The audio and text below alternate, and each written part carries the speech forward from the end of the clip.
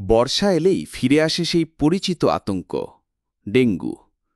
ছোট্ট একটি মশা, কিন্তু এর কামড়ে হাসপাতালের বেড পর্যন্ত পৌঁছাতে হতে পারে।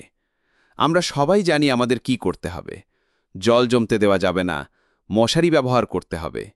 কিন্তু এই ইঁদুর বেড়াল খেলা আর কতদিন চলবে? কিন্তু আপনি জানেন কি, বিজ্ঞানীরা এখন শুধু মশা মারার বাইরেও চিন্তা করছেন।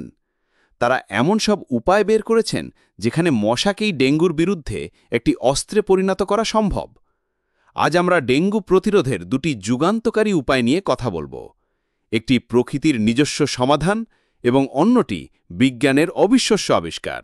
ডেঙ্গু প্রতিরোধের প্রথম এবং সবচেয়ে প্রাকৃতিক উপায়টি আমাদের চোখের সামনেই আছে, যা আমরা প্রায়ই ভুলে যাই। সেটি হল প্রকৃতির নিজস্ব পেস্ট কন্ট্রোল ব্যবস্থা। ১. গাপ্পি মাছ। এই ছোট রঙিন মাছগুলো মশার লার্ভার ১ নম্বর শত্রু। বদ্ধ জলাশয়, ড্রেন বা চৌবাচ্চায় যেখানে এডিস মশা ডিম পাড়ে, সেখানে কয়েকটি গাপ্পি মাছ ছেড়ে দিলে তারা মশার লার্ভা খেয়ে সেই বংশবৃদ্ধি থামিয়ে দেয়। এটি মশা মারার চেয়ে অনেক বেশি কার্যকরী এবং পরিবেশ বান্ধব। ২. ড্র্যাগন ফ্লাই বা ফড়িং। আমরা সবাই আকাশে ফড়িং উড়তে দেখেছি, কিন্তু আপনি কি জানেন ফড়িংয়ের লার্ভা, যা জলেই বড় হয়, সেটিও মশার লার্ভা খায়? একটি সুস্থ ইকোসিস্টেমে এই শিকারী পতঙ্গগুলো মশার সংখ্যাকে প্রাকৃতিকভাবেই নিয়ন্ত্রণে রাখে। তাই আমাদের জলাশয়গুলোকে দূষণমুক্ত রাখাটাও ডেঙ্গু প্রতিরোধের একটি বড় অংশ।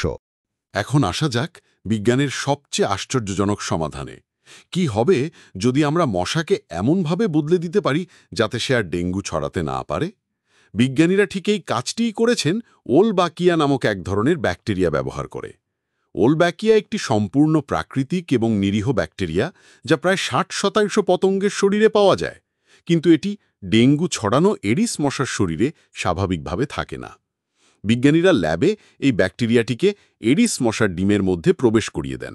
এর জাদুটা হলো, প্রথমত, ওলবাকিয়া ব্যাকটেরিয়া মশার শরীরের ভেতর ডেঙ্গু ভাইরাসের বংশবৃদ্ধিতে বাধা দেয়। ফলে মশা নিজে সংক্রমিত হলেও অন্যকে কামড়ে ডেঙ্গু ছড়াতে পারে না। দ্বিতীয়ত, এই ব্যাকটেরিয়াটি মশার মায়ের কাছ থেকে তার পরবর্তী প্রজন্মের মধ্যে ছড়িয়ে পড়ে। এর মানে হলো, একবার ওলব্যাকিয়াযুক্ত মশা প্রকৃতিতে ছেড়ে দিলে তারা ধীরে ধীরে পুরো মশা গোষ্ঠীকে ভ্যাকসিনেটেড করে ফেলে। এই পদ্ধতিটি কি নিরাপদ? হ্যাঁ, কারণ উলবাকিয়া ব্যাকটেরিয়া মানুষ বা অন্য কোনো প্রাণীর কোনো ক্ষতি করে না। এটি শুধু মশার প্রজনন এবং ভাইরাস ছড়ানোর ক্ষমতাকে প্রভাবিত করে। আর এটি কি কার্যকরী? অবিশ্বাস্যভাবে কার্যকরী।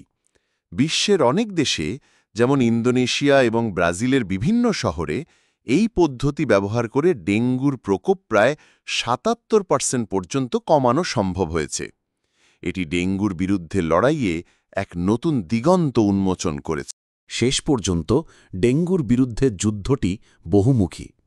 একদিকে যেমন আমাদের ব্যক্তিগত সচেতনতা জরুরি, বাড়ির আশেপাশে জল জমতে না দেওয়া, দিনের বেলায় সতর্কতা অবলম্বন করা, তেমনি অন্যদিকে প্রকৃতির নিজস্ব সমাধান এবং বিজ্ঞানের যুগান্তকারী আবিষ্কার আমাদের নতুন আশা দেখাচ্ছে। ওলবাকিয়ার মতো প্রযুক্তি হয়তো ভবিষ্যতের ডেঙ্গুকে ইতিহাস বানিয়ে দেবে, কিন্তু ততদিন পর্যন্ত জ্ঞানই আমাদের সবচেয়ে বড় অস্ত্র। নিজেকে এবং নিজের পরিবারকে সুরক্ষিত রাখুন।